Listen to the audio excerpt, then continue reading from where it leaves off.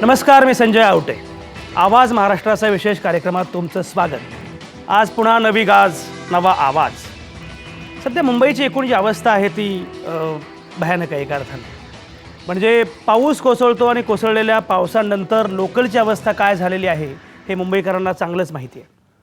आणि लोकलची अवस्था अशी असताना, लोकल्स विस्कळीत झालेले असताना, दुसरीकडे त्याच वेळी टॅक्सी चालकांनी संपाचं हत्यार बाहेर काढावं म्हणजे सर्वसामान्य माणसाची काय कोंडी होत असेल याचा अंदाज करता येऊ शकतो.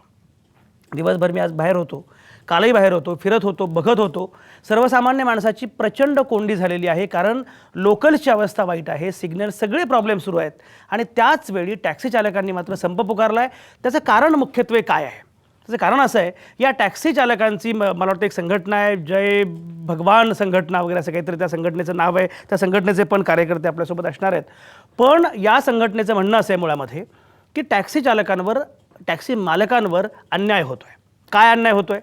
त्यांचं म्हणणं असं आहे की ओला, उबेर या ज्या टॅक्सी आता नव्यानं आलेल्या आहेत, ऑनलाईन टॅक्सीज आहेत, त्यामुळे होतं असं की त्या पटकन त्याच्यावर ॲपवर आपण जातो, लगेच ओला टॅक्सी बुक करतो आणि ओला किंवा उबेर टॅक्सी तुम्हाला मिळते. पण याच्यामुळे टॅक्सी चालकांचा पारंपरिक रोजगार जो आहे तो रोजगारच गेलेला आहे असं त्यांचं म्हणणं आहे.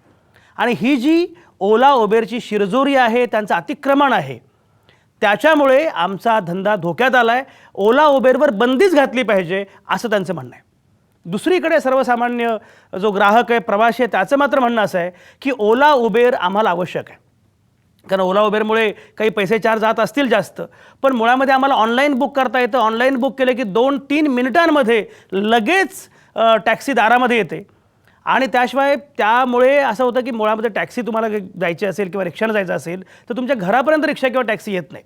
ओला उबेर मात्र घरापर्यंत येते. GPS मुळे ते ट्रॅक करत तुमच्या घरापर्यंत येतात, तुम्हाला हवे त्या ठिकाणी सोडतात. हे सगळं जे आहे ते फायदे आहेत. त्यामुळे जर पारंपरिक टॅक्सी चालकांना अडचण असेल तर त्यांनी आपल्या सेवेमध्ये सुधारणा करावी. साधारणपणे अनुभव असा आहे की अनेकदा टॅक्सी चालक किंवा रिक्षा चालक यांच्या मुजोरीबद्दल सुद्धा बोललं जातं. पण त्याचवेळी टॅक्सी चालक, रिक्षा चालकांचं म्हणणं असं आहे की ओला उबेरबद्दल काय बोलायचं, ते असुरक्षित आहे.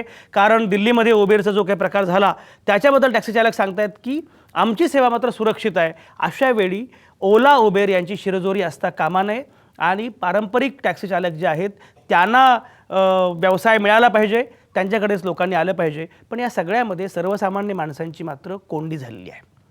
मी मगाशी म्हटल्याप्रमाणे एकीकडे ओला उबेरची शिरजोरी आहे असं वाटतं टॅक्सी चालकांना, पण टॅक्सी चालकांचीच ही मुजोरी आहे अशा प्रकारे पण भावना व्यक्त होते आहे. ही जी अवस्था आहे ती आहे आत्ता मुंबईमध्ये, पण खरं म्हणजे सगळीकडेच ही अवस्था आहे. म्हणजे नाशिक असेल, औरंगाबाद असेल, पुणे असेल, नागपूर असेल, टॅक्सी नसेल पण रिक्षा असतील, सगळीकडे ही अवस्था आहे. आणि या सगळ्याच्या मुळाशी एक मुख्य मुद्दा आहे, तो आहे सार्वजनिक वाहतूक व्यवस्थेचं अपयश. सार्वजनिक वाहतूक व्यवस्था जर अपयशी ठरली नसती तर मुळामध्ये या प्रकारचा हा प्रश्न निर्माणच झाला नसता. त्यामुळे सगळ्याच अंगांनी, सगळ्याच पैलूंच्या अनुषंगानं ही चर्चा आज आपल्याला करायची आहे. ओला उबेरची शिरजोरी की टॅक्सी चालकांची मुजोरी? आणि ही सगळी चर्चा करण्यासाठी नेहमीप्रमाणे माझ्यासोबत आहेत नामवंत पाहुणे. माझ्या शेजारी बेलापूर स्टुडिओमध्ये बसलेले आहेत आशुतोष अत्रे.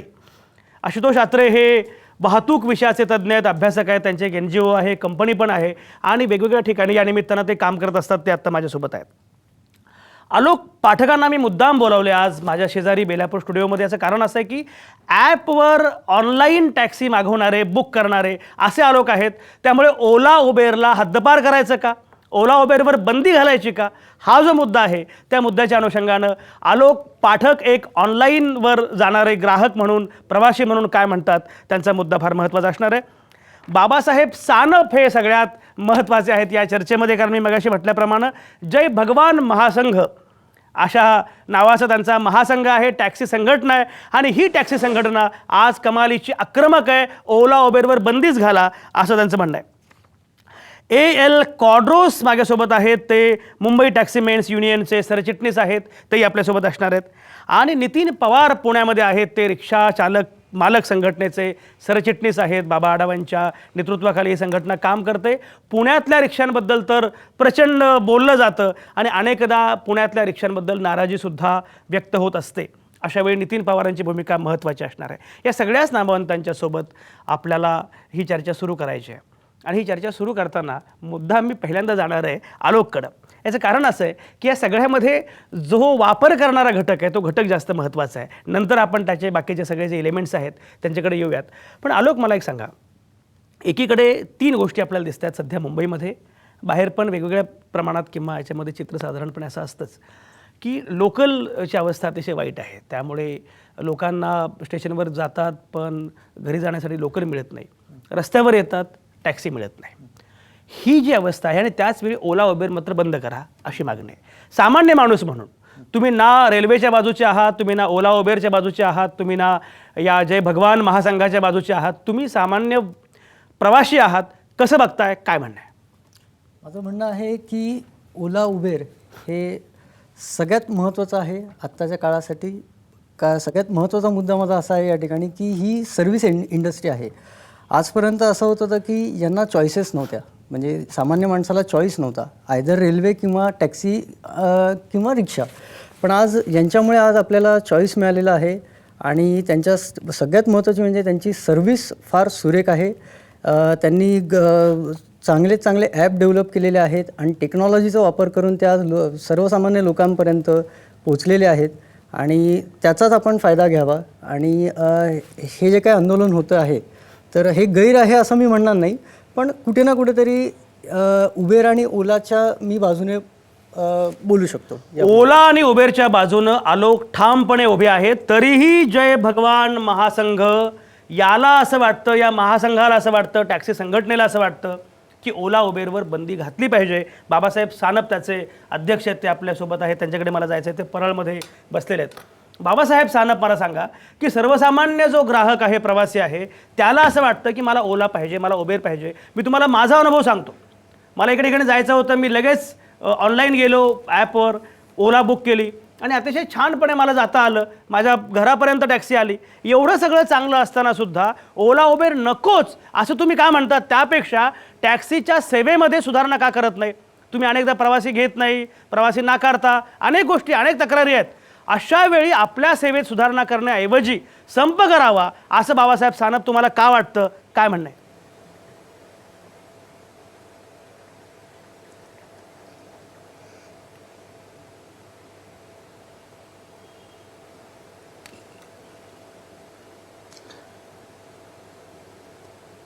बोला बोला बाबासाहेब, बोला. जे भगवान महासंघाची संस्थापक आणि अध्यक्ष श्री बाळासाहेब सानप यांच्या नेतृत्वाखाली मला या ठिकाणी मला जे पाठवलेलं आहे, मी मुंबईचा अध्यक्ष म्हणून माननीय बाळासाहेबांनी माझं या ठिकाणी डिक्लेअर केलेलं आहे. आमची ओला उबेर बंद करा अशी घोषणा नाही साहेब. ओला उबेर कंपनी 100% त्यांनी चालू ठेवा, पण जो रेट आहे त्या रेटमध्ये ते चालत आहेत. आज कस्टमर जो जात आहे, तुम्ही सांगतात मध्यवर्ती लोक त्यामध्ये प्रवेश करतात. माझा त्याच्यावर दावा आहे, मध्यवर्ती लोक त्याच्यावर दावा म्हणजे असा आहे की जे हॉपी स्टॉप जे जात आहेत, येत आहेत, ते लोक त्यामध्ये प्रवेश करतात. ठीक आहे, पण ओला उबेर सारख्या कंपन्या ऍपवर बुक करून त्या ठिकाणी जात आहेत. ठीक आहे, तुमचं म्हणणं आहे ते आम्हाला मान्य आहे. तुम्हाला सेवा जग बदलत चाललं, मुंबई बदलत चालली पाहिजे, पण त्याच्या पलीकडे जाऊन मी सांगतो, ओलाची आणि उबेरची ही जे रेट आहेत दिवसामध्ये 3 वेळेस चेंज होतात. ज्या 3 दिवसामध्ये 3 वेळेस जर चेंज होत असेल तर ओला उबेर सारख्यांनी त्यांनी हे काय आहे याच्यावर गव्हर्नमेंटचं नियंत्रण नाहीये का? हे जे हाकीम समितीने आम्हाला जे रेट लिहून दिलेले आहेत, जे रेट त्यांनी आम्हाला दिलेले, त्या रेट प्रमाणे आम्ही त्या ठिकाणी टॅक्सी चालवतो. तुम्ही आम्हाला प्रत्येक वेळेस मुजूर टॅक्सीवाला या नात्याने तुम्ही आम्हाला ओळखतात साहेब. याच्यात साफ चुकीचं आहे का? जो मुजीर हा टॅक्सीवाला मुजीर नाहीये साहेब. कधीतरी तुम्ही बघा, त्या ठिकाणी टॅक्सी चालक हा सकाळी 5 वाजता उठून रोडवर येतो किंवा सकाळी 6 वाजता येतो. तो कशासाठी येतो? का आपली धंदा करून 4 पैसे घरी घेऊन जाण्यासाठी येत आहे. पण आज परिस्थिती अशी झालेली आहे की मुंबईमध्ये का ह्या मुंबईच्या याच्यामध्ये जी चाललेलं आहे, ओला उबेर चांगली आहे, चांगली चालती. आता 2 महिन्यापूर्वी जे घटना घडलेली आहे, दिंडोशी पोलीस स्टेशननी त्यावर गुन्हा दाखल केलेला आहे आणि कंपनी सांगते की आमचा त्यांच्याशी काही संबंध नाहीये. हा संबंध नाहीये म्हणजे काय? ओला उबेर आम्हाला जे टॅक्सी परमिट दिलेलं आहे ते परमिट कशासाठी दिलेलं आहे? आम्ही बेरोजगार म्हणून याच्या नात्याने आम्हाला तुम्ही परमिट दिलेला आहे. आमच्या हातामध्ये नोकरी नाही आणि एकाच ठिकाणी जर सारा पैसा जात असेल तर माझा याला विरोध आहे. तुम्ही कंपनी चालवा, आम्हाला कंपनी चालायला आमचा काही हरकत नाहीये, पण त्या कंपनीचे रेट बरोबर. तुमचा बाबासाहेब तुमचा मुद्दा बाबासाहेब पोहोचला. बाबासाहेब मुद्दा पोहोचला. बरोबर. पण ज्या टायमाला 180 रुपये आता 3 दिवसापूर्वी त्यांनी मोबाईलमध्ये तुमचा मुद्दा पोहोचलाय. आलोक, मला सांगा, मुळामध्ये यांचा मुद्दा स्पष्ट आहे. त्यांचं म्हणणं असं आहे की ओला उबेर यांच्या या कंपन्यांबद्दल आमचा काही आक्षेप नाही, ते कंपन्या सुरू राहाव्यात, पण दराच्या अनुषंगानं किंवा एकूणच नियंत्रणच नाही. बाकी टॅक्सी चालकांवर एवढे निर्बंध आहेत, एवढे नियम आहेत, एवढं नियंत्रण आहे, पण या ऑनलाईन टॅक्सींवर मात्र निर्बंधच नाहीत, नियंत्रण नाही. हा जो मुद्दा आहे त्याच्याबद्दल एक प्रवासी म्हणून काय वाटतं? सगळ्यात पहिले मला असं म्हणावं वाटेल की जसं आता त्यांनी सांगितलं की दिवसातनं 3दा रेट यांचे चेंज होतात. तर एक मुद्दा असा आहे की ठीक आहे, यांच्यावर नियंत्रण नाही आहे, पण दुसरी बाजू जर का टॅक्सीवाल्यांची बघायला गेली तर पावसाळ्यामध्ये ज्या ठिकाणी किंवा बसचा जेव्हा संप होतो त्यावेळेला हेच टॅक्सी चालक हे अवाच्या सवा किंमत प्रवाशांकडनं घेत असतात. त्याच्यानंतर जर का तुम्ही कुठे रिमोट लोकेशनला जायचं असेल, ज्या ठिकाणी फार काही रहदारी नसते, तर या ठिकाणी यांचे रेट हे वेगळे असतात. म्हणजे आज ओलावाले हे त्यांच्या ॲपवरनं 1.2 1.6 या हिशोबाने जे काही रेट घेत आहेत, तर सेम रेट ही लोकंसुद्धा घेत असतात. वेळेस आज त्यांचं म्हणणं असं आहे की आम्हाला काही दर ठरवलेले करतात तुम्ही जर जास्त पैसे घेतले तर. सगळ्यात महत्त्वाचा सर्व्हिस असते, जी सर्व्हिस ओला आणि उबेर देतं त्या ठिकाणी 1.6 1.8 जरी असेल तरी आम्ही पे करायला तयार आहोत, कारण आज ही सर्व्हिस इंडस्ट्री. बरोबर. मुंबई टॅक्सीमेन्स युनियनचे कॉड्रोस एल कॉड्रोस आपल्यासोबत आहेत. एल कॉड्रोस, तुम्ही चर्चा ऐकता आहात. आलोक असं म्हणतायत की ओला उबेर ज्या प्रकारची सेवा आम्हाला देतं त्या प्रकारची सेवा टॅक्सी चालक देत नाहीत. तरीसुद्धा टॅक्सी चालकांचा संताप आहे. आत्ता जो संप सुरू आहे तो संप तुम्हाला किती न्याय्य वाटतो, किती बरोबर वाटतो? तुमची संघटना काय म्हणते? कॉड्रोस साहेब, काय म्हणणं आहे तुमचं? हे जे संप झालेलं आहे, संपाचे केलेलं आहे, तर संपाची गोष्ट वेगळं आहे, पण संप कशासाठी केले त्याची विचार करायची गरज आहे. आज रिक्षा, टॅक्सी, टुरिस्ट कार, BST बस हे वेगळं वेगळं मोड ऑफ ट्रान्सपोर्ट आहेत आणि या ट्रान्सपोर्टमध्ये वेगळं वेगळं जे रेट असलं पाहिजे आणि ते रेट फिक्स असलं पाहिजे. ते आता रेट फिक्स नसलं तर जे शेअर मार्केट सारखं ते सकाळीची एक रेट, दुपारची एक रेट, संध्याकाळीची रेट, नंतर बंद करताना दुसरं वेगळं रेट, असा रेट असला नाही पाहिजे. तर त्याच्यामध्ये हे लोकांना एक ब्लॅकमेल होतात आणि त्याची लोकांच्या टॅक्सीवाल्यांच्या ह्याच्यामध्ये चुकीचे संदेश जात होते. त्यामुळे ही एक रेट सरकारने जे प्राइस सर्चिंग केंद्र सरकारने ते कायदा काढलेले आहेत, ती कायदा अंमलबजावणी केला पाहिजे. प्राइस सर्चिंग असला नाही पाहिजे. तर ते असलं तर हे काही याच्यामध्ये काहीच हे नाही. आणि टॅक्सीवाले काय करतात ते सगळं लोक करतात. काल उबेर आणि ओलानी सुद्धा बरंच त्यांनी पॅसेंजरला लुटलं. तर ते काय लोक तसं करतात असं आमच्या टॅक्सीवाल्यामध्ये, पण सगळं तसं करत नाही. सगळं हे नाही आहेत, सगळं प्रामाणिक आहेत. 95% प्रामाणिक आहेत. बरं, एल कॉड्रोस, तुमचा मुद्दा पोहोचला. 95% प्रामाणिक आहेत. ही आकडेवारी तुम्ही कशी काढली माहित नाही. 5% मुजोर आहेत, ही आकडेवारी कुठे आली माहित नाही. नितीन पवार, मला सांगा, पुण्यामध्ये रिक्षावाल्यांबद्दल, रिक्षा चालकांबद्दल कायम सातत्यानं चर्चा केली जाते, आक्षेप व्यक्त होतो, वर्तमानपत्रांमध्ये येतं, टीव्हीवर सांगितलं जातं. अशा वेळी रिक्षा चालक मालक संघटनेचे नेते म्हणून तुमची भूमिका काय आहे? ओला आणि उबेर यांच्यावर नियंत्रण पाहिजे असं म्हटलं जातं आहे, पण नक्की काय स्वरूपाचं असायला पाहिजे? तुम्ही कसं बघताय? काय म्हणणं आहे नितीन? नियंत्रण नाही, माझं थोडं वेगळं मत आहे की हे बंदच झालं पाहिजे. काय ओला उबेर बंद झालं पाहिजे? ओला उबेर बंद झाल्या पाहिजे ही आमची स्पष्ट भूमिका आहे. बरं. आणि राज्य रिक्षा संघटना कृती समितीच्या वतीनं आम्ही मागणी केली. बरं. आता या मागणी ही का केलेली आहे हे एका दिवसात निर्माण झालेली नाहीये. आताही काल जो मुंबईतल्या टॅक्सीवाल्यांचा उद्रेक झाला त्यांच्यामुळे जे प्रवाशांचे हाल झाले त्याचं मी समर्थन करत नाही. त्यांच्या दुःखाच्याबद्दल मी सहानुभूती मला नक्की आहे. परंतु ओला आणि उबेर किंवा यासारख्या ज्या रेडिओ कॅब आहेत त्या पूर्णपणे नियंत्रणमुक्त आहेत. आता त्या संघटनेचे जे प्रतिनिधी जे बोलले त्यातले काही मुद्दे आपण नीट लक्षात घेतले पाहिजेत की टॅक्सी आणि रिक्षा यांना सार्वजनिक परिवहन वाहनं आहेत ही यांना रिजनल ट्रान्सपोर्ट ॲथॉरिटीची वेगवेगळी बंधनं आहेत. त्यांचा रंग RTA ठरवतं, त्यांचा दर RTO ठरवतं, त्यांची प्रवासी संख्या RTO ठरवतं, त्यांचा प्रति किलोमीटर किती त्यांनी पैसे हे सरकार ठरवतं. मात्र या ज्या गाड्या आहेत या परकीय कंपन्यांनी भांडवल गुंतवून इथं कंपन्या उघडलेल्या आहेत आणि यांना टुरिस्ट परवाना असताना स्थानिक लोकल प्रवासी सेवा ते देत आहेत. पूर्णपणे कायदा धुडकावून ही सेवा चाललेली आहे.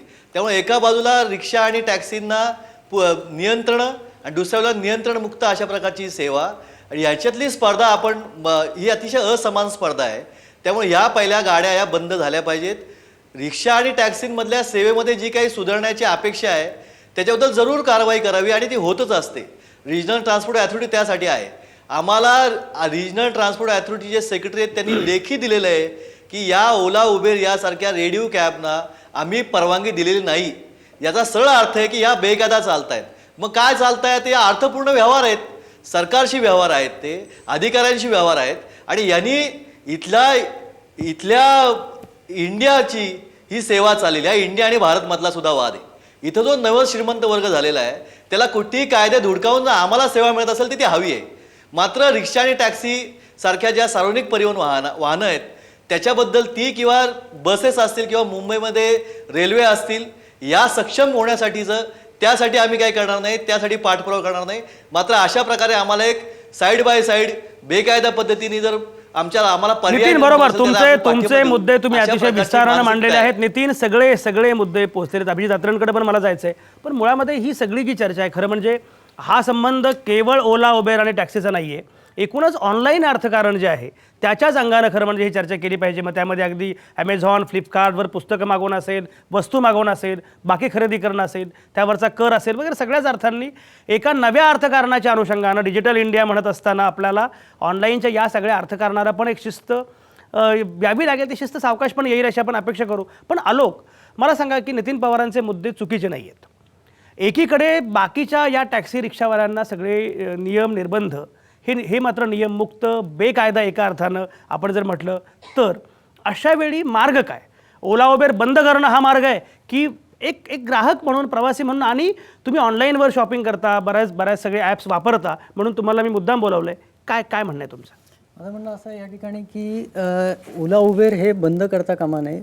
उलट त्यांच्यापासून या लोकांनी धडा घ्यावा, टॅक्सी चालकांनी धडा घ्यावा की आपल्याला जास्तीत जास्त कुठल्या पद्धतीच्या सेवा पुरवता येतील लोकांसाठी, तर त्याचा त्यांनी विचार करावा. त्यांनीसुद्धा एक स्टेप अपग्रेड करावं स्वतःला, त्यांनीसुद्धा टेक्नॉलॉजीचा वापर करावा जेणेकरून हे सामान्य लोकांपर्यंत या गोष्टी पोचल्या पाहिजेत.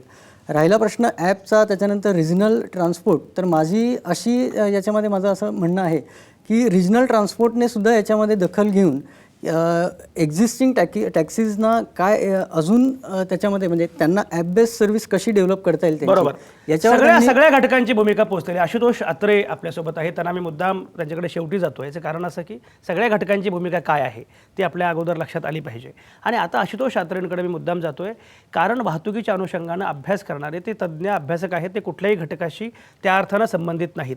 तज्ज्ञ म्हणून आशुतोष अत्रे या सगळ्या विषयाकडे कसं बघताय, काय म्हणणं आहे?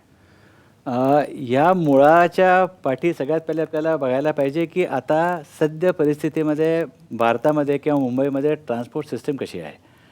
आता एवढा पॉप्युलेशनचं एवढं ग्रोथ झालेली आहे, गाड्यांची ग्रोथ झालेली आहे, सिटीची ग्रोथ झालेली आहे, पण त्या मानाने आपल्या जे टॅक्सीज आहेत मुंबईला किंवा रिक्षाज आहे त्या तेवढ्याच आहे. म्हणजे 10 वर्षापूर्वी किंवा 15 वर्षापूर्वी होत्या तेवढ्याच आहे. आता एवढी डिमांड असताना, एवढी रिक्वायरमेंट असताना शासनाने काही पाऊल न घेता हे जे आहे हे दिस इज ए नेसेसिटी, ह्याची एक अत्यंत गरज आहे. आज तुम्ही सर्वसामान्य माणसाला विचारलं तर त्याला लक्षात येईल की ओला अँड उबेर असल्यामुळे त्याला आपल्याला एक जागून दुसऱ्या जागी त्याला जाता येतं. आज त्याची लेवल किंवा त्याची सिस्टम ही जी आहे ही लोकांना एक क्लिअर कट एक एक तिथे काही असा भेदभाव नाही आहे की बाबा ह्यालाच बिझनेस मिळणार त्याला बिझनेस मिळणार नाही किंवा हीच टॅक्सी चालवणार. कोणी पण टॅक्सी चालवू शकतं. आणखीन त्यामुळे जे तुम्ही काळे पिवळी की टॅक्सीला किंवा एक कन्व्हेन्शनल टॅक्सीला म्हणताय की त्यांच्या पोटापाण्याचा प्रश्न आहे, तर इथे पण एवढे लोक आहे आणखीन एवढे मोठं त्यांचा बिझनेस आहे की त्यांच्या पण पोटाचा प्रश्न आहे. तर हे आपल्याला लक्षात असलं पाहिजे की हे एक फक्त 20,000 किंवा 25,000 लोकांना लक्षात न घेता एवढ्या सगळ्या लोकांना आज तिथे असं म्हटलं जातं की जवळजवळ 1,00,000 गाड्या ओला आणि उबेरच्या मुंबईमध्ये आहेत. तर एवढ्या लोकांना पण त्यांच्यामुळे त्यांची फॅमिली चालत आहे. आणखीन एक क्वालिटी ऑफ सर्व्हिस पहा किंवा त्यांचे लेवल्स पहा. आज असं म्हटलं की त्यांच्यावर काही पण प्रतिबंध नाही आहे, हे अत्यंत चुकीचं आहे. त्या तुम्ही ॲपमध्ये पाहिलं तर ॲपमध्ये त्याच्यामध्ये एक सिस्टम आहे की तुम्हाला सर्च प्रायसिंग ॲक्सेप्टेबल आहे का. आता तुम्हाला गाडी मिळत नसेल आणखीन तुम्हाला सर्च प्रायसिंग द्यायची कधीतरी पाळी आली तर तुम्ही त्याला रिफ्यूज करू शकता की मला सर्च प्रायसिंग नको आहे आणि तुम्ही ती टॅक्सी तुम्ही नाही म्हणू शकता. बरोबर. तुम्ही तर हे जे आहे त्याचबरोबर गाडीमध्ये काही तुम्हाला प्रॉब्लेम आढळला किंवा गाडीमध्ये काही तुम्हाला सर्व्हिसमध्ये काही तुम्हाला तुटवडा आढळला तर तुम्ही त्याचं कंप्लेंट करू शकता. मी स्वतः माझं उदाहरण सांगतो की मी आत्ता एक 4-5 दिवसापूर्वी गाडी वापरली असताना मला असं वाटलं की त्या ड्रायव्हरने मला कारण नसताना फिरवलं आणि मी त्यांना त्याच्याबद्दल कंप्लेंट केली तर त्यांच्याकडून मला पूर्ण पैसे रिफंड झाले. बरोबर. आता हे जे आहे हे आपल्या कन्व्हेन्शनल टॅक्सीमध्ये शक्य आहे का. आज ते कन्व्हेन्शनल टॅक्सीचा माणूस कधी हे ॲग्री करतो का की हे माझ्यामुळे चुकी झाली किंवा मी असं केलं. आणखीन हे जे आहे हे सगळं हे ह्याच्याकरता का की आज लोकांना चांगली सर्व्हिस पाहिजे. बरोबर. पैसे चांगले दिले पण त्याच्यावर सर्व्हिस चांगली आहे का. काळ्या पिवळी गाडीमध्ये अगदी, अगदी. बसलो. आशुतोष आत्रे हा मुद्दा अतिशय महत्त्वाचा आहे. नितीन पवार मला सांगा, मुळामध्ये तुम्ही जी सगळी मांडणी करता आहात आणि त्याच्यामध्ये ऑनलाईन टॅक्सीबद्दल किंवा याच्याबद्दल तुमचा काही आक्षेप दिसतोय, पण मी मगाशी म्हटल्याप्रमाणे मुळामध्ये ऑनलाईन अर्थकारण एवढं विस्तारत आहे की तुम्हाला आता ते नाकारून चालणार नाही. डिजिटल इंडिया म्हणत असताना ती सगळी व्यवस्था आपण नाकारून चालणार नाही. त्यामुळे ओला उबेर बंद करण्याऐवजी त्याची एक शिस्तबद्ध यंत्रणा तयार केली पाहिजे, अशी भूमिका घ्यायला पाहिजे, असं काही वाटतं का नितीन पवार? त्याच्याबद्दल मी बोलतोच, परंतु त्याच्या आधी जे तज्ज्ञ बोलले त्यांचे 2 मुद्दे आहेत. एक तर आपल्या या पुण्यामध्ये संपूर्ण देशाची जी central institute of road transport CIRT जे वाहतुकीच्या विषयी अभ्यास करणारी संस्था, तिने व्हेकल पॉप्युलेशन रेशोनुसार वेगवेगळ्या सार्वजनिक वाहनांची संख्या कोणकोणत्या शहरात किती असावी, तिथले रस्ते, तिथं उपलब्ध असणारी सार्वजनिक किंवा इतर वाहन व्यवस्था याचा अभ्यास करून काही ठरवलेलं आहे. त्यानुसार रिक्षा आणि टॅक्सींची संख्या वाढवण्याला आमची काहीच हरकत नाही आहे आणि ती वाढवली जाते. त्यामुळं त्याचा जो रोजगार आणि सेवा आहे ती मिळायला पाहिजे ती मिळेल. दुसरी गोष्ट, या ज्या रेडिओ कॅब आहेत यांचं जे प्रवाशांच्या विषयी जे प्रेम आहे ते पुतना मावशीचं आहे. पण ते पुतना मावशीचे प्रेम हे आणखीन भयानक आहे. पुतना मावशीनी बालक पूर्णपणे मरेल एवढं विष लावलं होतं, पण हे स्लो पॉयझनिंग आहे. मला तुम्हाला सांगायचं की रिक्षात सुद्धा या रेडिओ कॅबची ॲप बसवलं जातं, तर रिक्षा आसपास उपलब्ध असताना सुद्धा त्या ॲपवर उपलब्ध नाहीत अशा प्रकारचं खोटं हे त्याच्यामध्ये येतं.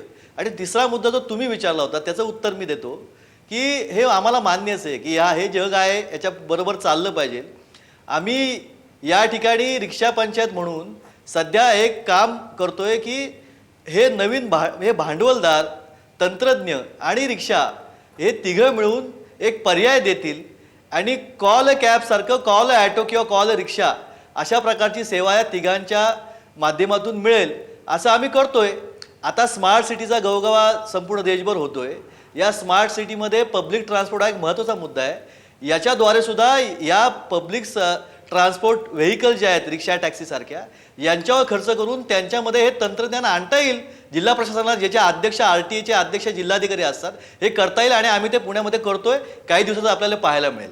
बाबासाहेब सानप मला सांगा, आता जो मुद्दा मांडला जातो आहे त्या मुद्द्यामध्ये एक सगळ्यात महत्त्वाचा संदर्भ असा आहे की ओला उबेर बंदच करा अशा प्रकारची पण आता मागणी पुढे येते आहे. बाबासाहेब सानप, तुम्हाला असं वाटतं का की ओला उबेर बंद केल्यामुळे तुमची जी काही सध्याची अवस्था आहे त्यामध्ये खरंच सुधारणा होईल?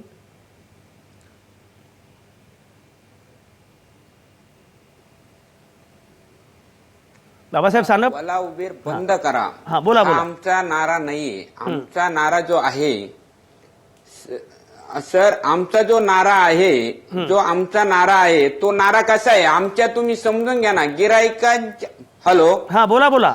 जे गिराईक सांगतंय, आम्ही काल आम्ही याच्यामध्ये प्रवेश केला, त्याच्यामध्ये गेलो, त्याच्यातून याच्यात गेलो, बरोबर आहे सर, ठीक आहे. आपल्याकडे त्याचा ड्रायव्हरचा नंबर आहे. ड्रायव्हरनी आज गेल्या 2 महिन्यापूर्वी जी घटना घडली दिंडोशी पोलीस स्टेशन मध्ये, त्याच्याबद्दल तुम्ही का बोलत नाही का? तो ड्रायव्हर त्या गाडीमध्ये चालला होता, त्या मॅडमचा नंबर त्याच्यावर आलेला होता, त्या टायमाला तुम्ही का बोलले नाही की ओला उबेर ही चुकीचा निर्णय नाहीये म्हणून? तुम्ही आम्हाला सांगतात का तुम्ही टॅक्सीवाले चुकीचं काहीतरी करतात? सर, आम्ही जर चुकीचं करीत असेल, 128 वर्षापासून या मुंबईमध्ये 128 वर्षापासून ही सेवा चाललेली आहे आणि ही परंपरा पुढे चालत आलेली आहे. जर कुठून जर बाहेरून कंपन्या येऊन आमच्या मुंडक्यावर बसून दादागिरी करून 6 रुपये किलोमीटर किंवा 7 रुपये किलोमीटरनी जर चालत असेल तर साहजिक आहे ना सर, आमच्याकडे कोणी येणार नाही. आम्ही एक स्टँड दिलेले आहेत, त्या स्टँड पद्धतीप्रमाणे बरोबर उभा बरोबर. असतो. बाबासाहेब आम्ही सानप तुमच्या तुमचा meeting किंवा तुमचा मुद्दा घराच्या पोहोचला, दारात तुमचा उभा मुद्दा राहत पोहोचला. नाही. तुम्ही app आहे, बाबासाहेब app वर सानप booking आणि करतात, ते नितीन जातात. पवार, बरोबर बरोबर. बाबासाहेब सानप आणि नितीन पवार जी मांडणी करतायत, आशुतोष अत्रे, काय म्हणणं आहे? मला एक म्हणणं आहे की ह्या ओला आणि उबेर गाड्या जरी असल्या तरी कन्व्हेन्शनल टॅक्सीज, कन्व्हेन्शनल रिक्षाला एक परमनंट एक एक म्हणजे एक रेग्युलर त्यांना बिझनेस राहणारच आहे. आज एवढं मार्केट वाढलेलं आहे. आज मी घराच्या बाहेर येतो, ओला आणि उबेर मिळत नाही तर मी 2 मिनिटांनी I give up the idea, मी त्या आयडिया सोडून देतो, आणखी एक कन्व्हेन्शनल टॅक्सी किंवा कन्व्हेन्शनल रिक्षा घेऊन जातो. मी ओला किंवा उबेरसाठी वाट पाहत बसत नाही की मला ती 30 पाहिजे, की आता 1 तासभर मी तरी थांबेन पण मी 30 गाडी घेऊन जाणार, असं मी करत नाही. आणि त्याचप्रमाणे लास्ट माईल कनेक्टिव्हिटीसाठी किंवा आज मला कुठे तात्काळ जायचं असलं तर त्या गाडीची वाट न बघता या कन्व्हेन्शनल गाड्यांना पण भरपूर स्कोप आहे. मला वाटत नाही की कुठल्या पण गाड्यांचा बिझनेस, कुठल्या पण टॅक्सीचा बिझनेस खऱ्या मुळात कमी झालेला आहे. हे फक्त काय झालं आहे, आपल्याला असं वाटत असतं की आज मी ते नसते तर माझं असं झालं असतं, आज काकीना मिशा असत्या तर काका झाले असते, असं विचार करणं हे काय बरोबर नाही. त्याच्यावर तुम्ही बोलत नाहीत सर. बोला बोला, सानप बोला, बाबासाहेब सानप बोला. नाही सर, मी जे बोलतो त्याचं तुम्ही उत्तर देत नाहीत. गेले 2 महिन्यापूर्वी आमच्या ज्या टॅक्सीवर जो भरोसा मुंबईमध्ये आहे, ज्या टॅक्सीवर भरोसा नाही, त्यांचं म्हणणं असं आहे, बरोबर बाबासाहेब, जर 2 तुमचा महिन्यापूर्वी मुद्दा असा गुन्हा घडतोय, पोहोचला, तर तुमचा मला मुद्दा उबेर पोहोचला. सांगते का आशुतोष आणि आमचा आलोक, आणि तुम्ही दोघे गाडीचा एक, आणि तुमच्या त्या बाबासाहेब ड्रायव्हरचा मुद्दा संबंध पोहोचलाय. नाहीये. बाबासाहेब नसेल मुद्दा तर पोहोचला. माझ्याकडे आता हे पत्र आहे, मी ITA मधून त्याची माहिती घेतलेली आहे सर. साहेब नाही, त्यांचा मुद्दा असा आहे की ओला उबेर असुरक्षित आहे. दिंडोशी प्रकरण असेल, दिल्लीमधल्या घटना ते सांगतायत, असं असताना सुद्धा तुम्ही त्याच्याबद्दल का बोलत नाही? साहेब, मला फक्त म्हणायचं आहे की कुठली एक घटना त्यांनी तुम्ही प्रत्येक सगळ्या पूर्ण सिस्टमला खराब ठरवू शकत नाही. आज एक तुम्हाला लक्षात असेल की जेव्हा मुंबईमध्ये जेव्हा आपल्या CNG सिस्टम लॉन्च झाली होती तेव्हा 2 टॅक्स्यांना स्फोट होऊन 1-2 लोकांना इजा झाली किंवा लोकांचा मृत्यू झाला. आता असं म्हणून आपण CNG सिस्टम बंद करणार का? हे मी तुम्हाला विचारतो, सानप साहेबांना विचारतो. हे असं जे आहे एक्सेप्शन्स सगळीकडे असू शकतात. आज आपल्या काळ्या पिवळ्या टॅक्सीमध्ये किंवा कन्व्हेन्शनल टॅक्सीमध्ये कधी गैरव्यवहार किंवा बरोबर बाबासाहेब सानप, मी तुमच्याकडे येणार आहे. ही सगळी चर्चा महत्वाची आहे. ओला उबेर बंदच करा. एकीकडे मागणी आहे आणि टॅक्सी चालकांची मुजोरी वाढली आहे असंही म्हटलं जात आहे. काय नक्की करायचं, काय आहे भूमिका, ही सगळी चर्चा आपण करणार आहोत. तुम्ही कुठंच जाऊ नका. आत्ता मी घेतोय एक छोटासा ब्रेक. तुमचं पुन्हा एकदा स्वागत. आपण चर्चा करत होतो ओला उबेरची शिरजोरी की टॅक्सी चालक मालकांची मुजोरी. टॅक्सी चालकांनी जो संप केला त्यांचं म्हणणं असं आहे की ओला उबेर यांच्यावर बंदीच घातली पाहिजे. खरं म्हणजे ओला उबेर हे नवं अर्थकारण आहे. म्हणजे स्वतःच्या मालकीची एकही कार नसलेली जगातली सगळ्यात मोठी टॅक्सी कंपनी, ही जी ओळख आहे ओलाची किंवा उबेरची, हे अतिशय महत्त्वाचे आहे. आणि अशावेळी ऑनलाईन ड्राईव्ह यू असेल, सगळेच आपण जर आता बघितलं की ॲपवरून ऑनलाईन लोक आता व्यवहार करतात, ते सगळेच नाकारायचे, टाळायचे, असं काही शक्य होणार नाही. तरीही पवार आणि सानप या सगळ्यांची मांडणी अशी आहे की याच्यावर बंदी घातली पाहिजे. आणि त्याचवेळी माझ्या शेजारी बेलापूर स्टुडिओमध्ये आशुतोष शात्रे बसलेले आहेत, आलोक आहेत. या दोघांचं मात्र म्हणणं असं आहे, विशेषतः प्रवासी म्हणून त्यांचं म्हणणं असं आहे की आम्हाला ओलाचा आणि उबेरचा आधार वाटतो, उलट पक्षी स्पर्धेमध्ये टिकण्याची भीती वाटते या लोकांना. म्हणून आत्ता बाबासाहेब सानप, नितीन पवार यांची जी मांडणी आहे ती स्पर्धेमध्ये टिकायची भीती वाटते म्हणून आहे. नितीन पवार, तुम्हाला काय वाटतं, या सगळ्या याच्यामध्ये खरंच स्पर्धेमध्ये टिकण्याची भीती वाटते म्हणून तुम्ही या प्रकारची प्रतिक्रिया देताय का? काय म्हणणं आहे? नाही, मी सुरुवातीला जसं सांगितलं तसं ही जी स्पर्धा आहे, स्पर्धा ही समान पातळीवर न होते, शून्यापासून प्रत्येकाने धावायला सुरुवात करायची असते. ओला, उबेर या ज्या कंपन्या आहेत त्यातली ओला कंपनी जी आहे ती अमेरिकन कंपनी आहे. तिला जपान बँकेपासून अनेकांचे हजारो कोटी रुपये फंड्स आहेत. हे फंड्स गुंतवून ते फुकटसुद्धा सेवा काही दिवस देतील, पण त्यांनी फुकट सेवा दिली म्हणून ती चालवावी, कारण ती फुकट मिळते आणि रिक्षा टॅक्सीवाल्यांना मारून टाकावं, हा काही पर्याय अत्यंत चुकीचा आहे. कारण काही दिवसांनी जसं आत्ताही ते करायला लागलेत, पूर्वी पीक आवर्सला वेगळे दर ते घ्यायचे नाही, म्हणजे आपल्याच चॅनलचे जे प्रिंट माध्यम आहे त्यात हे छापून आलेलं आहे की ते कसे वेगवेगळे दर आकारतात, पीक आवरला कशा पद्धतीने जास्त पैसे ग्राहकांकडून घेतात. आता हे सुरू केलं. पूर्वी जरा एक मिनिट, माझं बोलणं पूर्ण होऊ द्या, मग तुम्ही बोला. माझं बोलणं पूर्ण होऊ द्या. तर त्यांनी हे बातमी प्रसिद्ध झालेली आहे, पूर्वी त्याचं जे मोबाईल द्यायचे त्याच्याबद्दल पैसे घ्यायचे नाहीत, आता ते पैसे घेतात. त्यामुळे हे सगळं आता हळूहळू ते बदलत चालले, ते अर्थकारण बदलते. त्याच्यामुळं प्रवाशांचा सुद्धा, आणि नुसते प्रवासी नाहीत, तो ओला आणि उबेरच्या ज्यांची स्वतः तुम्ही म्हणला ते अगदी बरोबर, ते ॲग्रिगेटर आहेत, त्या ॲपचा किंवा टेक्नॉलॉजीचा वापर ते फक्त करतात. त्या गाड्या ज्या सुट्या लोकांच्या 1-2 जणांच्या, काही जणांच्या 10 गाड्या अशा ज्या गाड्या आहेत त्यांचा सुद्धा नंतर तोटा होणार आहे. ते म्हणतील तसं त्यांना वागावं लागणार आहे. त्यामुळे ही एक प्रकारची आपल्याकडं जसं ब्रिटिश ईस्ट इंडिया कंपनी आली तिने आपलं स्वातंत्र्य हिरावून घेतलं, तसं हे प्रवासी वाहतुकी स्वातंत्र्य हिरावून घेणारे. मला एकच मुद्दा महत्त्वाचा वाटायचा आहे की या सगळ्या याच्यामध्ये नितीन पवार तुमचा मुद्दा पोहोचला. नितीन पवार तुमचे सगळे मुद्दे पोहोचले. मला एकच मुद्दा आता सुद्धा खासगी प्रवासी बसेस आहेत, त्या बसेस या एसटीच्या तुलनेमध्ये इतर वेळेस स्वस्त, परंतु आता आपल्याला जाणवतंय की जेव्हा सणवार येतो तेव्हा त्यांचे रेट इतके चढलेले असतात. हे कसं घडतं? त्यांनी सवय लावून ठेवली. हेच ओला आणि उबरमध्ये घडणार. मला काय म्हणायचं आहे की सर्ज प्राइसिंग हे नक्की काय आहे हे सगळ्या लोकांना कळू दे. बऱ्याच लोकांना सर्ज प्राइसिंग ह्याची परिभाषा, ह्याचं काय आहे, व्हॉट इज एक्झॅक्टली अर्थ माहीत नाही. बरोबर, याचा अर्थ माहीत नाही आहे. सर्ज प्राइसिंग कसं असतं की तुम्हाला पैसे 100 रुपये ते 100 रुपयेच मिळणार आहे. फक्त तुम्हाला सकाळी 6 वाजता 7 वाजता गाडी चालवली, जेव्हा ट्रॅफिक कमी असतो, जेव्हा वाहतूक कमी असते, जेव्हा ग्राहक कमी असतात, तेव्हा तुम्ही कमी रेटला अगदी अगदी अगदी म्हणजे डाऊन टू अर्थ 6 रुपये 5 रुपयाला गाडी चालवता. तेच तुम्हाला संध्याकाळी 5 वाजता किंवा 6 वाजता जेव्हा ट्रॅफिक भरपूर जास्त आहे, जेव्हा तुम्हाला गरज आहे तेव्हा टॅक्सी मिळत नाही आहे, जेव्हा तुम्ही हैराण झालेले आहात, तेव्हा तुम्हाला थोडेसे जास्त पैसे मोजायला लागतात आणि ते बऱ्याच लोकांना परवडतं. मला गरज आहे, मला हरकत नाही आहे, यावेळेस मी 100 रुपये एक्स्ट्रा दिलेले. आणखी हे जे सर्ज प्राइसिंग आहे, हे जे आहे, हे मॉडेल जे आहे, हे वर्ल्ड ओव्हर एक्सेप्टेड मॉडेल आहे. पवार बोला, तुम्हाला तुम्ही कुठे पण गेला, नितीन पवारांना काहीतरी कुठे पण बोलायचं. गेला, हो, तुमचा आशुतोष मुद्दा पोहोचला. नितीन पवार बोला. प्रकारचं जे यांचं हे जे म्हणतायत ना, तेच मुळात बेकायदा आहे. रिक्षा आणि टॅक्सींना जर पुण्यामध्ये 18 रुपये किलोमीटर रिक्षाचा दर आहे, तर त्याला सकाळी 6 वाजता तोच घ्यावा लागतो आणि संध्याकाळी तोच घ्यावा लागतो. फक्त मधला काही रात्री 1.5 पट त्याला जास्त असतं. हे स्वातंत्र्य तुम्हाला दिलं कुणी? हे रेट ठरवण्याचा तुम्हाला अधिकार कुणी दिला? तुम्ही पूर्णपणे बेकायदा हे रेट ठरवताय. हाच तो मुद्दा आहे महत्वाचा. नाही, माझं म्हणणं आहे की हा मुद्दा जो आहे हा तुम्हाला पण लक्षात असलं पाहिजे की ही सर्व्हिसची जी आहे, दिस इज द होल आयडिया, हे जे पूर्ण बिझनेस मॉडेल ह्याच्यावरती अवलंबलेलं आहे. आणखी त्याचप्रमाणे बेकायदा स्वस्ताची कमाल करायची बेकायदा संधी आहे. नाही, बेकायदा नाही, याच्यात बेकायदा काहीच नाही आहे. त्याची आयडिया असं म्हणायचंय की तुम्ही त्यांना नितीन पवार तुमचा मुद्दा पोहोचला. आशुतोष शात्रे तुमचा मुद्दा पोहोचला. बाबासाहेब सानपांना काहीतरी बोलायचंय. बाबासाहेब बोला. बाबासाहेब बोला. नाही, मला बाबासाहेबांच्या एक सेकंद, बाबासाहेबांना बोलू द्या अगोदर, त्यानंतर तुम्ही बोला. बाबासाहेब बोला. दिंडोशी बद्दल काही बोलत होते ते, हा एक केस कधी पण होऊ शकते. हो, ते बोलणार, तुम्ही मगाशीच बोललात. बाबासाहेब बोला. म्हात्रे साहेब, मला तुम्हाला एक सांगायचं आहे, जे हाकीम समितीने रेट लिहून दिलेले आहेत, या ज्या हाकीम समितीने रेट लिहून दिलेले आहेत, महाराष्ट्र गव्हर्नमेंटने हाकीम समिती नेमवलेली आहे, ही हॅकिंग समिती ही राज्याच्या गव्हर्नमेंटने म्हणजे ठरवलेली आहे. त्यांना तुम्ही जाऊन सांगा ना का हा रेट सकाळी संध्याकाळपर्यंत हा रेट चेंज करा, ते रेट चेंज करा.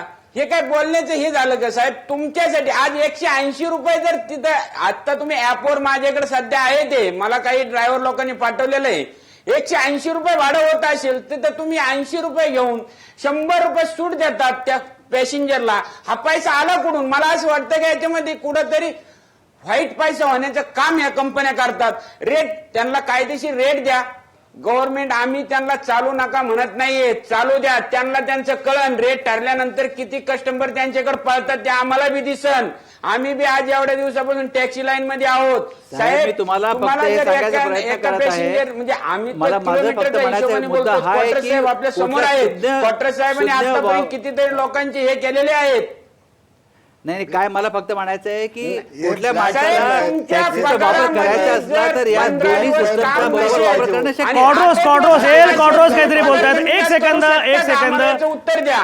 एक सेकंद बाबासाहेब सानप तुमचा मुद्दा पोहोचला. आशुतोष अत्रे त्याचं उत्तर देतील, पण कॉड्रोस त्यांना काहीतरी बोलायचंय. बोला येईल कॉड्रोस. म्हणजे हे ब्लॅकमेल आहेत, हे ब्लॅकमेलचे संपवलं पाहिजे. ते कुठे पण असंच ब्लॅकमेल चालला आणि लोकांना ते धोका द्यायचे ते चांगलं नाहीत. मला वाटतं हे एक कमिटी, एक्सपर्ट कमिटी सरकारने नियुक्त केला पाहिजे तातडीने. ते कमीत कमी 2-3 महिन्याच्या आतमध्ये त्यांना एक कमिटी नियुक्त करून या ट्रान्सपोर्टच्या बद्दल सगळं इंडियामध्ये ट्रान्सपोर्टच्या बद्दल एक त्याची रिपोर्ट दिला पाहिजे आणि त्याच्यामध्ये याचं बरं आहे. साहेब माझं म्हणणं आहे की तुम्ही ब्लॅकमेल कशाचं कोणाचं म्हणताय? आज प्रत्येक सर्वसामान्य माणसाला ब्लॅकमेल करून गेलं आवडतंय. आज मला एकची वस्तू जी 100 रुपयाला मिळते ती मला 60 रुपयाला मिळू शकते आणि तीच वस्तू मला 120 रुपयाला किंवा 150 रुपयाला मिळू शकते. याच्यामध्ये ब्लॅकमेल काय झालं? आलोक बोला. हा ब्लॅकमेल मुळेच नाही. आलोक, नितीन पवारांनी मांडलेला मुद्दा हा 100 रुपयाचे 50 रुपये 100 रुपयाचे 50 रुपये दिलं तर चांगलं आहे. पण 50 रुपयाचे 200 रुपये घेतलं तर मी ते तरी तुमच्या लिमिटच्या खालीच आहे. तुमच्या मला पवार टॅक्सीचे साहेबांना- चार्जेस त्याच्या खालीच आहे. हे तुम्ही तुमच्या 17 रुपये पर किलोमीटर असेल किंवा नितीन मेरूचे 22 पवारांनी रुपये किलोमीटर, ते त्याच्या किलोमीटर नितीन आहे. पवार, कॉड्रोस साहेब आणि बाबासाहेब. सर, एक मला सेकंद तुम्हाला सर, तिघांचेही मुद्दे सर, मुद्दे पोहोचले. सर, तिघांचेही मुद्दे. बाबासाहेब मी तुमच्याकडे येतो. आलोक बोला. सेकंड सर मला बोलू द्या. नाही, हा बाबासाहेब तुम्ही बरं, जी ठीक आहे मगाशी- ठीक आहे. बाबासाहेब मगाशी तुमचा आपण- मुद्दा मांडा. बाबासाहेब मुद्दा मांडा, मग आलोक एक बोलतो. सेकंड मला बोलू द्या सर. बोला बाबासाहेब बोला. एक सेकंड मला बोलू द्या सर. हॅलो सर, या ज्या आपण तुम्ही म्हणतात का बा हे रेट त्यांनी ठरवलेले आहेत. आताच आपल्या 1-1.5 महिन्यापूर्वी आपल्या भारतामध्ये ही घटना घडलेली आहे. विद्या मल्ल्यासारखे 3 फिशर ट्रंकचे हे जे विमान होते त्यांनी रेट कमी केले आणि 18,000 करोड रुपये या भारताच्या बोकंडी आज टाकून बँकिंगचे लोन आपल्या लोकांवर टाकून आज हा पैसा विद्यामध्ये भरू शकत नाहीये. अशी एक कंपनी उद्या पळून जाणार आहे असं आम्ही सांगतो. आमच्या समोर 3-4 कंपन्या आतापर्यंत आलेल्या आहेत. साहेब ही आणि त्या कंपनी निर्णय पळाली, केलेले आहेत. ही त्यांनी कंपनी 4 पळाली महिने तरी ते झाल्याच्या बाहेरचे नंतर पैसे पडवतील. तुम्हाला काय या प्रॉब्लेम आहे कंपन्या त्याच्यामध्ये? या राहत बाहेरचे नाही पैसे आहेत. पडवतील आणि ते. हे राहू नाही, शकत पण नाही. नाही, आलोक याच्यामध्ये एक मुद्दा असा आहे की तुम्ही ऍप्स वापरता एवढा साधा मुद्दा पैसे नाही. आमचे गेले. हो बाबासाहेब तुमचा मुद्दा आज पोहोचला. तुमचा मुद्दा बरोबर मल्ल्याचं उदाहरण घ्या. तुमचा मुद्दा पोहोचला. सारख्या इंडस्ट्रिक मध्ये त्यांनी पैशाची अफरटफर करून ते निघून गेलेत. आज तुमचा मुद्दा पोहोचला. आलोक मला सांगा, मुळामध्ये याच्यात एक आहे की हे जे सगळं अनियंत्रित सुरू आहे त्याचा एक फुगा तयार होतोय आणि नंतर तो फुगा फुटतो तोपर्यंत वेळ निघून गेलेली असते. या अंगाने सुद्धा याच्याकडे बघितलं पाहिजे. केवळ तात्पुरतं आत्ता मला फायदा होतोय, आता मला लगेच जायला मिळतंय, हे सगळं बरोबर आहे. तुम्ही जर बघितलं तर ओलाचं जे अर्थकारण आहे, तुम्ही कुठल्या ड्रायव्हरशी बोला, ते अजिबात नियमात बसणारं नाहीये. म्हणजे जेवढे पैसे ड्रायव्हरला मिळतात किंवा ड्रायव्हर जेवढे पैसे कंपनीला देतो त्याहून जास्त पैसे कंपनी ड्रायव्हरला देते. बरोबर. ड्रायव्हरलाही कळत नाही. म्हणजे तुम्ही कुठल्याही ओलाच्या ड्रायव्हरला जर विचारलं ना तर ओलाचा ड्रायव्हर असं म्हणतो की आम्हाला कळतच नाही, आम्ही तर एवढे पैसे देतो, कंपनी एवढे पैसे वरून देते कुठून. फूड पॅन्डाची अशीच अवस्था आहे. त्याला हॉटेलमधून ज्या दरामध्ये मिळतं त्याहून कमी दरामध्ये ते यांना देतात. हे सगळं जे आहे हे सगळं ठीक आहे. प्रमोशनल गोष्टी असतील, ज्याप्रमाणे इन्व्हिटेशन प्राईस असते, स्वागत मूल्य वगैरे सगळं बरोबर आहे. पण या सगळ्यातनं एक वेगळीच इकॉनॉमी आकार घेते का की जी उद्या घातक ठरेल. मल्ल्यांचं त्यांनी जे उदाहरण दिलं आहे ते उदाहरणसुद्धा फार कमी महत्त्वाचं नाही आहे. या सगळ्या अंगानं सजग ग्राहक म्हणून आलोक काही धोक्याच्या गोष्टी आहेत असं वाटतं का? मला यात असं म्हणजे एक माझा याच्या व्यतिरिक्त एक माझा मुद्दा असा आहे की या जे काही कंपन्या आल्या याच्यामुळे आज आपल्याला ऑप्शन्स क्रिएट झाले वेगवेगळे. पहिली म्हणजे आपण हे विचारात घ्यायला पाहिजे, ही सर्व्हिस ओरिएंटेड इंडस्ट्री आहे. तुम्ही ज्या पद्धतीने सर्व्हिस देत आहात आजपर्यंत लोकांना, त्यामुळे आज त्यांच्यापुढे ऑप्शन्स आल्यामुळे या लोकांचे धावे दणाणलेले आहेत. त्यामुळे आज त्यांना असं वाटतं की हे कम्प्लिटली बेकायदा आहे, हे बंद करावे. आता त्यांनी असा एक मुद्दा काढलेला आहे की ब्लॅकचे व्हाईट मनी हे लोक करण्याच्या मागे हे जे काय अर्थकारण आहे, तर तुम्ही हा मुद्दा जरूर काढावात. विजय मल्ल्यांचं उदाहरण जसं तुम्ही सांगितलं याच्यावर नक्कीच आपण विचार करायला हवा आहे. पण साईड बाय साईड माझं म्हणणं असं आहे की तुम्ही सर्व्हिस जास्तीत जास्त लोकांपर्यंत कशी देता येईल याचा विचार पहिले करा. तो सध्या सगळ्यात इम्पॉर्टंट आहे. त्या सुधारणेचा विचार आपण करू. मला विजय मल्ल्याबरोबर एक आणखी तुम्हाला उदाहरण सांगायचं आहे की इंडियन एअरलाइन्स किंवा एअर इंडिया हे आपल्या देशाचं एअरलाईन असून आणखीन अगदी त्यांनी सचोटीने आणखीन चांगल्या प्रकारे कारभार करून पण त्यांचा विजय मल्ल्यापेक्षा चौपट मोठा लॉस झालेला आहे. त्याचा अर्थ काय समजावा? आणि माझं फक्त म्हणणं हे आहे की आज तुमची ऑपरेशनल डेफिशियन्सी असेल तर तुम्ही कधी पण चूक करू शकता आणि कधी पण तुमचं नुकसान होऊ शकतं. त्याच्यासाठी तुम्ही त्या माणसाला किंवा त्या सिस्टमला जबाबदार ठरवणं. आलोक पाठकांना काहीतरी बोलायचं. आलोक पाठक बोला. आता गुजरातमध्ये अशी एक सर्व्हिस आहे रिक्षेची, अहमदाबादमध्ये आणि सुरतमध्ये एक अशी सर्व्हिस आहे, त्यांना मोदी रिक्षा असं म्हटलं जातं. त्याच्यामध्ये एक तुम्हाला पेपर वर्तमानपत्र दिलं जातं, एक छोटी बिस्लरीची बाटली तुम्हाला दिली जाते सेम रेटमध्ये. तो जो रिक्षा चालक आहे तो तुमच्याकडनं जास्त एक्स्ट्रा काहीही पैसे न देता ही सर्व्हिस प्रोव्हाइड करतोय. तर मग मला पवार सरांना हे असं विचारायचं आहे की आत्तापर्यंत तुम्ही कसली वाट बघत होतात? आज तुमच्यासमोर ओला आणि हे आल्यामुळे तुम्हाला भीती वाटते आहे, पण याचा विचार तुम्ही पहिले करायला पाहिजे. त्यांचा अर्थकारण नितीन पवार उत्तर द्या. तुमच्या पुण्यामध्ये रिक्षा चालक अनेकदा भाडं नाकारतात, अनेक तक्रारी आहेत रिक्षांबद्दल, माझाही अनुभव आहे. अशा वेळी नितीन पवार मोदी रिक्षाचं उदाहरण आता आलोक पाठक देत आहेत. काय म्हणणं आहे तुमचं? ते जे सांगतायत ते उदाहरण बरोबर आहे. ते जी ॲटो नावाची गुजरातमध्ये सेवा दिली जाते, मलाही माहिती आहे ते. आणि त्यांना मला हे सांगायचं आहे, ओला उबेर म्हणजे मी पुन्हा तेच सांगतोय की बेकायदा गोष्टी करून आणि पूर्णपणे हजारो कोटी रुपये भांडवल गुंतवून फुकट सेवा द्यायची, त्याच्या तेव्हामध्ये आणि मला आत्रे साहेबांबद्दल बोलायचं की ते वाहतूक तज्ज्ञ आहेत का ओला उबेरचे प्रवक्ते आहेत काही कळत नाही. म्हणजे त्या ओला उबेरच्याच बाजूने सगळ्या गोष्टी ते मांडतायत. वाहतूक तज्ञता त्यांच्यात काही दिसत नाही त्यांच्या मांडणीमध्ये. बरं, मी याच्याबद्दल सांगितलं बरोबर आहे. एक सेकंड, मला हे नितीन पवार बोला की मला हे या ठिकाणी सांगायचंय की हॅलो रिक्षा ही संकल्पना मुळात रिक्षा पंचायतीनेच 12 वर्षापूर्वी आणलेली आहे. आम्ही 2 रिक्षा स्टँडवर लँडलाईन फोन देऊन त्या फोनचा नंबर आसपास प्रसारित करून हॅलो रिक्षा ही सेवा सुरू केली. त्याचबरोबर मी तुम्हाला हेही सांगतोय की आत्ता त्या 12 वर्षापूर्वी जी सेवा आम्ही हॅलो रिक्षा सुरू केली पिंपळे सौदागरमध्ये आज पण चालू आहे.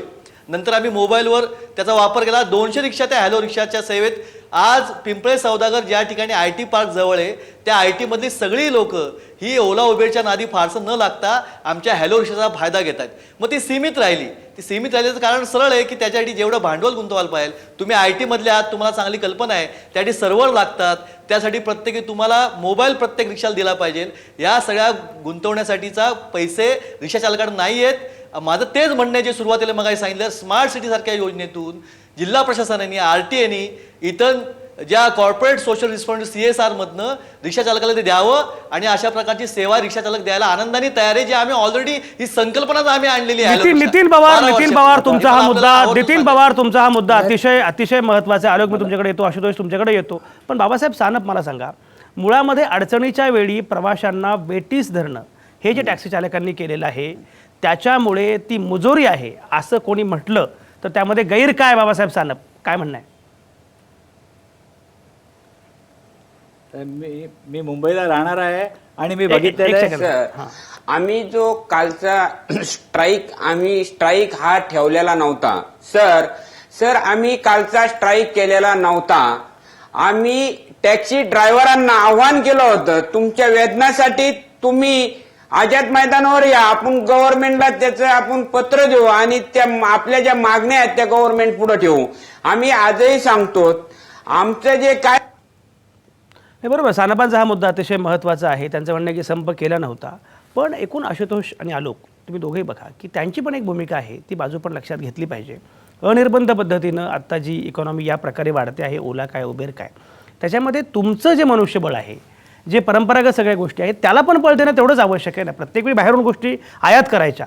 वाहतूक तज्ज्ञ म्हणून तुम्ही पण हे लक्षात घ्या की तुम्हाला वेगवेगळे पर्याय द्यावे लागतील. केवळ ओला उबेर हा मार्ग नाही आहे ती यंत्रणा सक्षम करणं. बरोबर, अगदी हा बरोबर. पण मुद्दा महत्त्वाचा आहे. त्यामुळे एक लक्षात घ्या की टॅक्सी असेल, रिक्षा असेल, यांना सक्षम करण्यासाठी कोणी काहीच करत नाही. त्याच्याबद्दल काय? नाही, माझं याच्याबद्दल म्हणणं आहे की आज टॅक्सी युनियन, मुंबईची टॅक्सी युनियन किंवा रिक्षा युनियन एवढी स्ट्रॉंग युनियन आहे. त्यांच्याकडे भरपूर फंड्स आहेत, त्यांच्याकडे सपोर्ट आहे, त्यांच्याकडे भरपूर लोक आशेने बघत आहेत. तर त्यांनी अशी ॲप का चालू नाही? अशी आजकाल जे आहे, हा एक स्मार्टफोन म्हटला तर त्याची किंमत 3,000 रुपये 4,000 रुपये असते. एल कॉड्रोस ना काहीतरी बोलायचं आहे. एक सेकंद, बरोबर, तुमचा मुद्दा पोहोचला. आपला वेळ संपत आला. एल कॉड्रोस बोला लवकर बोला. ॲप सर्व्हिस चालू आहेत. आमची ॲप सर्व्हिस चालू आहेत. 9-2-11 म्हणून आहेत, ते ॲप चालू आहेत. गेल्या 6 महिन्यापासून चालू केलेले पण एल कॉड्रोस तुमची ऍप सर्व्हिस चालू आहे हे तुम्हाला सांगावं लागतं. तोपर्यंत या प्रवाशांना माहिती नसतं. क्वार्टर साहेबांनी टॅक्सी युनियनचं जर काम चांगल्यापणे सक्षम केलं असतं, माझा त्यांचा आरोप आहे हा. क्वार्टर साहेबांनी जर चांगल्यापैकी जर हे टॅक्सीचं नियंत्रण केलं. अरे सानप साहेबांचा हा महत्वाचा मुद्दा आहे. मला वाटतं सानप साहेबांचा संपर्क तुटलेला, त्यांना एक महत्वाचा मुद्दा मांडायचा आहे. परळकडे परत जा. टॅक्सी ड्रायव्हरची संघटना उभा राहिलेली.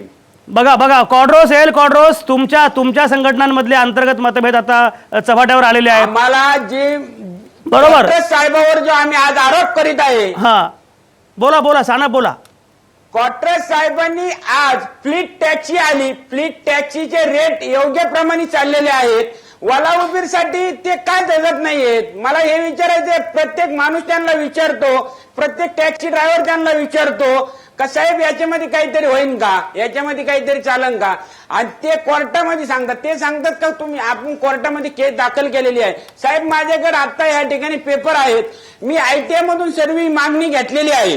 या माहितीप्रमाणे मी पंतप्रधानाला लेटर दिलेलं आहे. कंपन्यांची मी RTI चौकशी केलेली आहे. माहितीच्या अधिकारी मला त्या कंपन्यांनी सांगितलेलं आहे का ड्रायव्हरचा आणि आमचा कोणताही संबंध नाही. ठीक आहे, गिरायकाला पटत असेल ते मान्य आहे मला.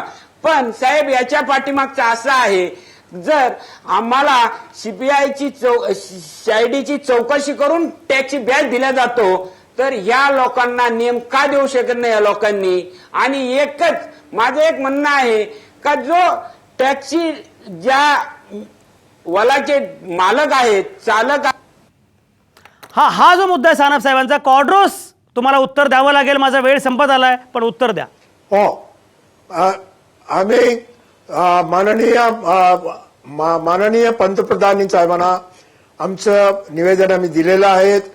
आणि माननीय परिवहन मंत्री आहेत दिवाकर रावते साहेब, त्यांना आम्ही 9 वेळा याबद्दल आम्ही भेटलेत. आणि आता सध्याला ते मला वाटतं 10-12 दिवसांनी त्यांनी सांगितलं की ते एक रेट फिक्स करायची ती पद्धत, ती बँगलोरची ते झालेले सध्याला तीच पद्धत इथे आणणार आहेत हे त्यांनी सांगितलेलं आहे. माझा वेळ खरं म्हणजे संपलेला आहे, पण ही सगळी चर्चा अतिशय महत्त्वाची. अगदी शेवटच्या टप्प्यामध्ये बाबासाहेब सानपांनी जो मुद्दा मांडला, खरं म्हणजे तो जर अगोदर आला असता ते विस्तारानं बोलता आलं असतं. सानपांची संघटना आणि कॉड्रोस यांची संघटना, या टॅक्सी संघटनांमधलं पण जे अंतर्गत राजकारण आणि दुफळी आहे ते त्याचंही दर्शन या निमित्तानं घडलं. एकूण ही सगळी चर्चा महत्त्वाची आहे. ओला उबेर बंद करणं हा मार्ग आहे की नाही हा मुद्दा वेगळा, पण जेव्हा नवं अर्थकारण येतं आहे त्याचं स्वागत करताना त्याला काही नियम असले पाहिजेत, काही शिस्त असली पाहिजे. हा मुद्दाही अगदीच गैरलागू नाही. त्यामुळे हे सगळे मुद्दे विस्तारानं याच्यावर बोलणं आवश्यक आहे. सगळ्याच नामवंतांचे अतिशय मनापासून आभार. आज थांबूया इथंच. उद्या भेटू रात्री 8 वाजता. तुमच्या आतल्या आवाजासह पाहत आणि ऐकत रहा आवाज महाराष्ट्राचा.